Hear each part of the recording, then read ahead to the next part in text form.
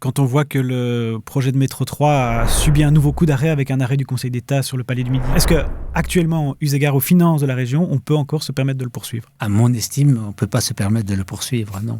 On ne voit pas comment on peut le payer, donc on ne va certainement pas dire oui, parce que vous avez des acteurs qui parfois ont des intérêts, qui disent oui, c'est important, et bien sûr, pour la mobilité, c'est important, mais à partir du moment où on imaginait que le fédéral allait le financer pour partie, voire pour totalité, il ne faut quand même pas être grand clair pour voir que ce ne sera pas le cas.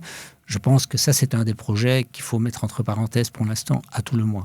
Et il y a, à côté des gros projets aussi, toutes ces ASBL, toutes ces entreprises qui souffrent aussi de la situation bruxelloise. À partir du moment où elles étaient subsidiées dans une temporalité donnée et qu'un nouveau budget n'est pas adopté, fatalement, les subsides sont interrompus.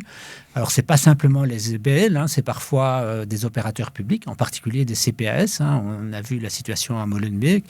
Donc, on est dans une situation qui est très difficile, où les CPAS voient arriver un nouveau public, les bénéficiaires d'allocations de chômage qui désormais vont devoir revendiquer une allocation sociale au CPAS, et en même temps un nombre d'assistantes et d'assistants sociaux qui est en diminution ou en stagnation, ce qui crée une très forte tension dans le travail des CPAS.